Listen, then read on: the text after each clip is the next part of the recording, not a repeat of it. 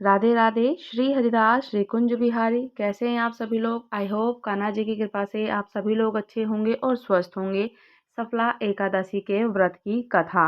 महाराज युधिष्ठिर ने पूछा कि हे जनार्दन, पौष मास के कृष्ण पक्ष की एकादशी का क्या नाम है? इस दिन कौन से देवता का पूजन किया जाता है और उसकी क्या विधि विधान है? कृपया मुझे बताइए। भक्त वत्सल भगवान श्री कृष्ण कहने लगे कि धर्मराज, मैं तुम्हारे स्नेह के कारण तुमसे कहता हूँ, एकादशी के व्रत के अतिरिक्त मैं अधिक से अधिक दक्षिणा पाने वाले यज्ञ से भी प्रसन्न नहीं होता। अतः इसे अत्यंत भक्ति और श्रद्धा से युक्त होकर करना चाहिए। हे राजन, द्वादशी युक्त पौष कृष्ण की एकादशी का महात्म्य तुम एकाग्रचित होकर सुनो। इस एकादशी का नाम सफला एकादशी है। इस एकादशी के देवता श्री हरि नारायण हैं। विधि विधान से पूजा का व्रत का संकल्प कर को व्रत करना चाहिए। जिस प्रकार नागों में शेषनाग, पक्षियों में गरुण, सब ग्रहों में चंद्रमा, यज्ञों में अश्वमेघ यज्ञ, देवताओं में भगवान विष्णु श्रेष्ठ हैं, उसी तरह सब व्रतों में एकादशी का व्रत सबसे श्रेष्ठ है। जो मनुष्य सदैव एकादशी का व्रत करते हैं वो मुझे परम प्रिय होते हैं। एकादशी का व्रत अवश्य करना चाहिए। हे राजन, एकादशी के व्रत की कथा सुनिए। सफला एकादशी के व्रत की कथा। चंपावती नगरी में एक माहिष्मान नाम का राजा राज्य करता था। उसके 4 पुत्र थे। उन सब में लुम्पक नाम वाला बड़ा राजपुत्र महापापी था। वो पापी सदा पर स्त्री और वैश्यागमन, दूसरे बुरे कामों में अपने पिता का धन नष्ट किया करता।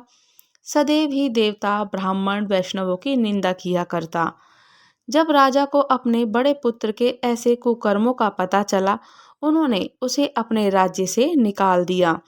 तब वह विचारने लगा कि कहाँ जाऊं और क्या करूं, कैसे रहूं, कहाँ रहूं। अंत में उसने चोरी करने का निश्चय कर लिया। दिन में वह वन में रहता और रात्रि में अपने पिता की नगरी में चोरी करता। प्रजा को तंग करने लगा और उन्हें मारने का कुकर्म करता। कुछ समय के पश्चात सारी नगरी भयभीत हो गई। वह वन में रहकर पशु आदियों को मारकर खाने लगा। नागरिक और राज्य के कर्मचारी उसे पकड़ तो लेते थे, किंतु राजा के भय से छोड़ भी देते थे। वन में एक ऐसे अति प्राचीन विशाल पीपल का वृक्ष था। लोग उसकी भगवान के समान पूजा किया करते। उसी वृक्ष के नीचे वह महापापी लुम्पक रहा करता। इस वन को लोग देवताओं की क्रीड़ा स्थली मानते। कुछ समय के पश्चात पौष मास के कृष्ण पक्ष की 10वीं के दिन वह वस्त्रहीन होने के कारण शीत के चलते सारी रात्रि सो नहीं सका। उसके हाथ पैर अकड़ गए। सूर्योदय होते होते वह मूर्छित हो गया। दूसरे दिन एकादशी को मध्याह्न के समय सूर्य की गर्मी पाकर उसकी मूर्छा दूर हुई। गिरता पड़ता वह भोजन की तलाश में निकला। पशुओं को मारने में वह समर्थ नहीं था और पेड़ों के नीचे गिरे हुए फल उठाकर वापस उसी पीपल के वृक्ष के नीचे आ गया। उस समय तक भगवान सूर्य अस्त हो चुके थे। सूर्य अस्त हो गया। वृक्ष के नीचे फल रखकर कहने लगा कि हे भगवान, अब आपको ही अर्पण है ये फल। आप ही भोजन और आप ही फल को ग्रहण कर लीजिए।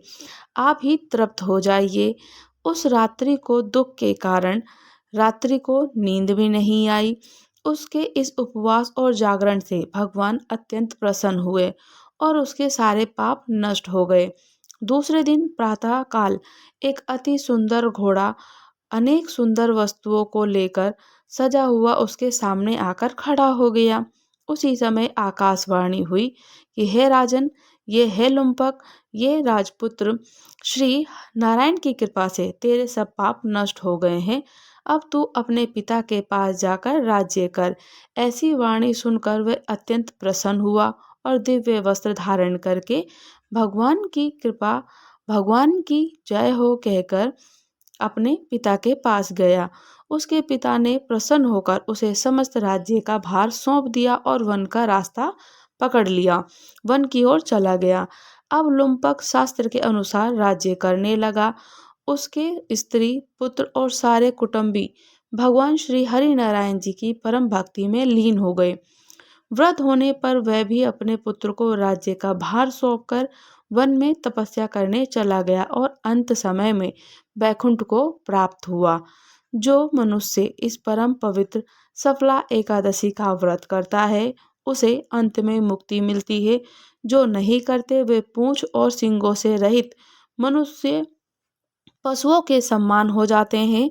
इस सफला एकादशी का महात्म्य को पढ़ने से, श्रवण करने से, सुनाने से मनुष्य को अश्वमेध यज्ञ के फल की प्राप्ति मिलती है। सफला एकादशी का व्रत हर मनुष्य को अवश्य करना चाहिए ताकि जाने अनजाने में उनसे जो भी पाप कर्म हुए हों वो दूर होकर, उनसे कष्टों से मुक्ति मिलकर, रोगों का निवारण होकर और पापों से मुक्ति मिलकर बैकुंठ धाम में स्थान मिले। 5000 वर्ष तक तप करने से जो फल नहीं मिलता उससे भी अधिक फल एकादशी का व्रत करने से मिलता है। एकादशी का व्रत हर व्यक्ति को करना चाहिए। जो व्यक्ति एकादशी का व्रत करने में असमर्थ होते हैं, जो नहीं कर पाते हैं, उनको एकादशी वाले दिन सुबह स्नान करके घर के कार्य से निवृत्त होकर स्नान करके विधि विधान से 16 उपचारों से श्री हरि नारायण की पूजा अवश्य करनी चाहिए। घी का दीपक प्रज्वलित करना चाहिए, तुलसी दल समर्पित करना चाहिए, पंचामृत समर्पित करना चाहिए, कथा अवश्य पढ़नी या सुननी चाहिए। उसके बाद एक कपूर ठाकुर जी को जरूर प्रज्वलित करके दिखाएं, ताकि कहते हैं कि हम 1000 अश्वमेध यज्ञों के तो पूर्ण नहीं करा पाते। जब भी हम ठाकुर जी की पूजन अर्चन करते हैं, आरती करते हैं, व्रत करते हैं, तो जब घी का दीपक प्रज्वलित करते हैं उसके बाद आरती करते हैं। आरती करने के बाद कपूर का दीपक प्रज्वलित करके उनको दिखाते हैं। कपूर को ठंडा होने के बाद उनको शांत करते हैं तो 1000 अश्वमेध यज्ञों की पुण्य फल की प्राप्ति तत्क्षण मिल जाती है कपूर प्रज्वलित करने से। तो सफला एकादशी का व्रत की कथा सुनना या सुनाना या किसी से भी आप सुना सकते हैं, सुन सकते हैं किसी भी प्रकार से, तो आपको तत्क्षण पुण्य फल की प्राप्ति होती है। ठाकुर जी की कृपा बनी रहती है। ठाकुर जी को एकादशी बहुत प्रिय है। तो एकादशी को ठाकुर जी को प्रसन्न करने के ये छोटे छोटे सरल से उपाय हैं। ठाकुर जी को तुलसी दल समर्पित करना। ठाकुर जी को पहले ही एकादशी वाले दिन तुलसी नहीं तोड़नी चाहिए, पहले तोड़ के रख लेनी चाहिए, उस दिन उनको समर्पित करनी चाहिए। पंचामृत से स्नान कराना चाहिए, भोग लगाना चाहिए, 16 उपचारों से उनका श्रृंगार करें, ठाकुर जी को प्रसन्न करें, अपने मन की मनोकामना कहें और उनसे ठाकुर जी की कृपा प्राप्त करें। राधे राधे। श्री हरिदास श्री कुंज बिहारी। अगर आप लोग हमारे चैनल पर नए हैं, चैनल को लाइक शेयर सब्सक्राइब करना बिल्कुल ना भूलें। मुझे कमेंट्स करके ज़रूर बताइएगा कथा कैसी लगी आपको। राधे राधे।